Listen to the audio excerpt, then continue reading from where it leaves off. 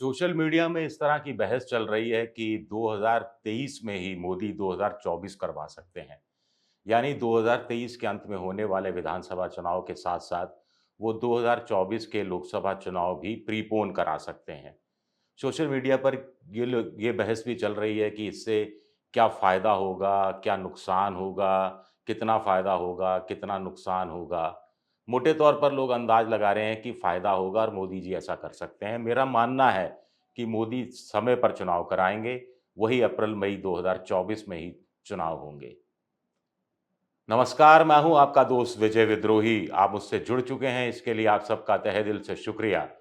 और मैं अगले कुछ मिनटों तक आपसे जुड़े रहने की कोशिश करूँगा। तो सबसे पहले चर्चा करते हैं कि अगर 2023 में विधानसभा चुनाव के साथ-साथ मोदी जी लोकसभा का चुनाव भी कराते हैं, तो उससे उनको क्या फ़ायदा हो सकता है? एक सबसे बड़ा फ़ायदा ये हो सकता है कि विधानसभा चुनाव में देखा गया है हिमाचल और कर्नाटक की हार के बाद कि मोदी का चेहरा बिकता नहीं है।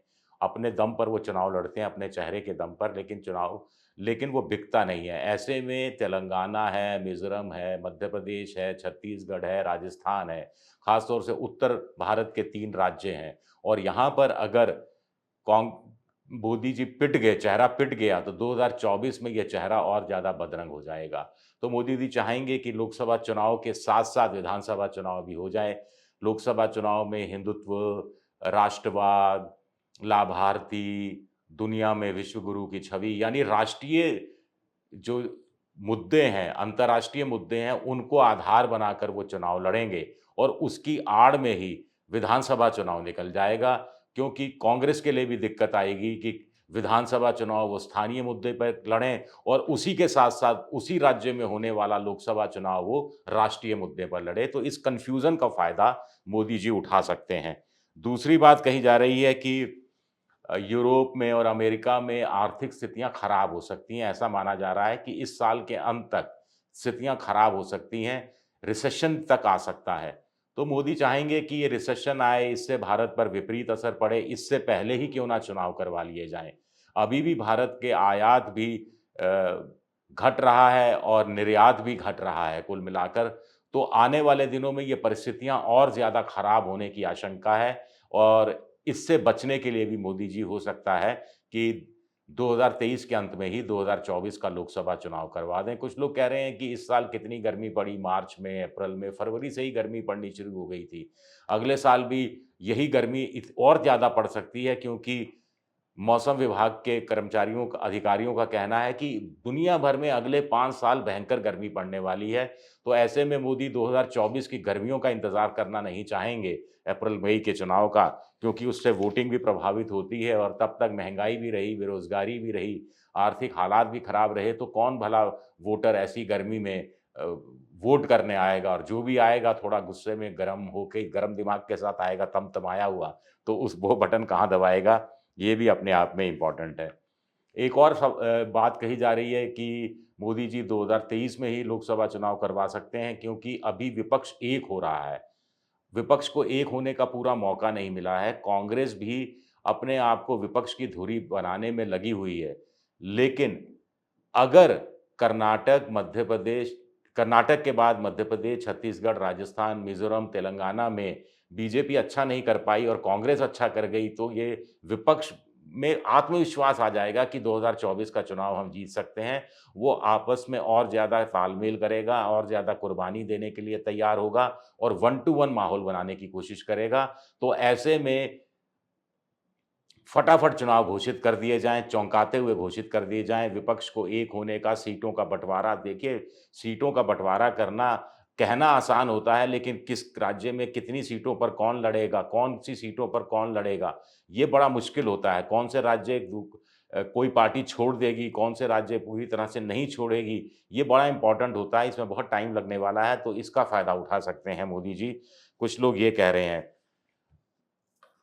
कुछ लोग कह रहे हैं कि इस साल का बजट जो पेश किया गया है, उसमें भरपूर पैसा अभी है भारत सरकार के पास। अभी उनको 87,000 करोड़ के आसपास रिज़र्व बैंक से भी मिला है और फिर जीएसटी के तहत कलेक्शन भी सुधरा है। तो ऐसे में ये पूरा पैसा झोंका जा सकता है, नई योजनाओं पर झोंका जा सकता है। जो योजनाएँ घोषित की गई हैं, उनको जनता तक पहुँचाने की कोशिश की जा सकती है, उसका लाभ जनता तक पहुँचे, ये कोशिश की जा सकती है। तो ऐसे में ये चुनाव जल्दी भी करवाए जा सकते हैं कि अगले 6 महीने में पूरा बजट फूँक डालो और बदले में वोट हासिल करने की कोशिश करो। एक और बात कही जा रही है कि केजरीवाल वाला जो ऑर्डिनेंस का मामला है, जो कि सुप्रीम कोर्ट में भी जिसकी सुनवाई रिव्यू पिटीशन लगाई गई है और अगर वो चुनाव कराएँगे तो फिर उनको संसद का सामना नहीं करना पड़ेगा। ऐसे में वो 6 महीने तक और उसके बाद 2 बार एक्सटेंशन भी कर सकते हैं ऑर्डिनेंस का और राज्यसभा में भी उनकी परख नहीं होगी। अगर राज्यसभा में नई संसद के अंदर बीजेपी पिट गई ऑर्डिनेंस के मामले में तो बड़ी किरकिरी होगी। तो इस किरकिरी से भी बचा जा सकता है और ये किरकिरी अगर हुई तो ये विपक्ष को एक करने का काम करेगी 2024 के लोकसभा चुनाव के संदर्भ में और मोदी नहीं चाहेंगे कि विपक्ष को ये मौका मिले। एक और बात है यूक्रेन और रूस के युद्ध की।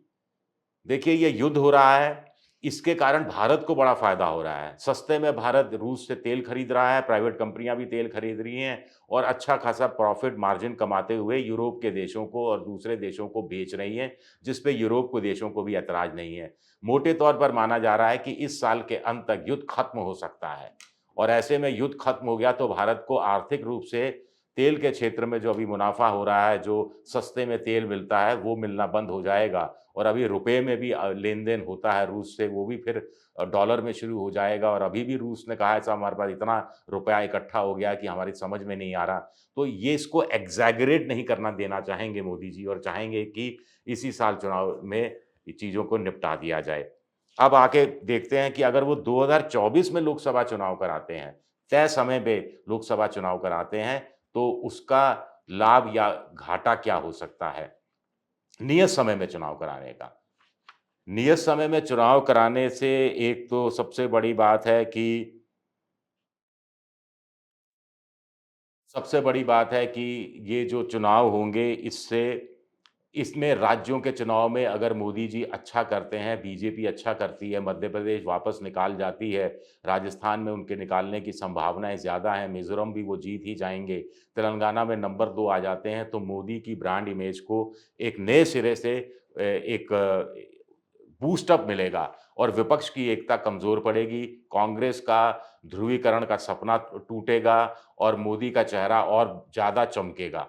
तो मोदी इसका फ़ायदा 2024 के लोकसभा चुनाव में उठाएँगे और इससे पहले जो कुछ हुआ उसको फ्लूक साबित कर दिया जाएगा, यानी तुक्के में कांग्रेस कर्नाटक और हिमाचल जीत गई, नहीं तो उसमें दम नहीं रखा था।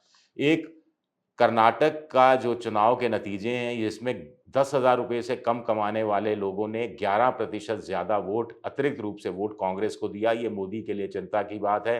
मोदी चाहेंगे कि आयुष्मान योजना का विस्तार कर दिया जाए, यानी राइट टू हेल्थ पूरे देश में लागू कर दिया जाए, सोशल सिक्योरिटी एक्ट बनाया जाए, सामाजिक सुरक्षा कानून बनाया जाए, जिसमें गरीबों को लिया जाए और लाभार्थियों का संख्या को बढ़ाया जाए।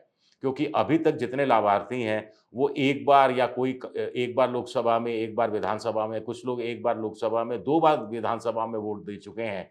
तो वो लाभार्थी इतनी बड़ी संख्या में सामने आएँगे, ये कहना मुश्किल है। उत्तर प्रदेश में भी योगी सरकार जीती थी, उसमें यो लाभार्थियों का योगदान अच्छा खासा रहा था, लेकिन फिर भी बताया गया था कि उतनी बड़ी संख्या में लाभार्थियों ने इस बार वो योगी को वोट नहीं दिया, जैसा कि पहले दिया था। तो लाभार्थियों की संख्या को नए सिरे से बढ़ाना है, तो नया कुछ उनके जेब में डालना है, नई योजना लेकर आनी है और नई योजना सिर्फ़ घोषणा नहीं होनी है, उस पर इम्प्लीमेंट भी होना है, उसकी मॉनिटरिंग भी होनी है, ताकि जनता को फ़ायदा मिल सके। तो ये काम अगले 2-3 महीने में भी कोई योजना शुरू हुई, तो कम से कम 6-8 महीने जनता तक पहुँचने में लगेंगे और तब तक फरवरी-मार्च आ जाएगा, तो 2024 में लोकसभा चुनाव कराना ही ठीक रहेगा। कुछ लोग कह रहे हैं कि साहब 2023 में लोकसभा चुनाव करा लिया तो कहीं वाजपेयी जैसी 2004 जैसी हालत ना हो जाए।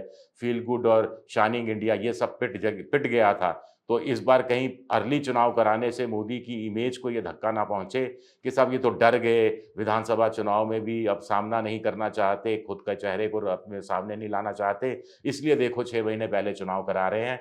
तो छवि चुनाव में बहुत इम्पोर्टेंट भूमिका अदा करती है और नरेंद्र मोदी तो छवि का, नैरेटिव का, विमर्श का ख़ास तौर से ध्यान रखते हैं, तो ज़ाहिर है वो नहीं चाहेंगे कि वो छवि पर कोई असर पड़े, इसलिए भी वो जल्दी चुनाव कराने के पक्ष में नहीं रहेंगे।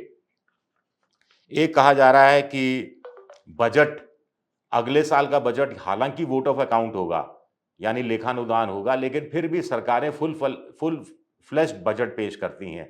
मोदी जी भी फुल फ्लेश्ड बजट पेश करेंगे, उसमें बहुत बड़ी-बड़ी योजनाओं का ऐलान करेंगे और जनता के बीच चुनाव प्रचार-प्रसार इस रूप में किया जाएगा कि देखिए हमने इतनी-इतनी बड़ी योजनाएँ लेकर आए हैं, लाखों करोड़ों रुपए की परियोजनाएँ हैं। अगर हमें सत्ता नहीं दी और कांग्रेस को, विपक्ष को सत्ता दी, तो सब कुछ सत्यानाश हो जाएगा। हम ही इन योजनाओं पर अमल कर सकते हैं, इसलिए हमें कम से कम 5 साल और दीजिए ताकि आपकी ज़िंदगी को बेहतर बना सकें और इसमें अगर मोदी कामयाब होंगे, ऐसा मोदी और उनके समर्थकों को लगता है, लिहाज़ा 2023 में अर्ली चुनाव कराने की ज़रूरत है नहीं है, समय पर ही चुनाव कराया जाए।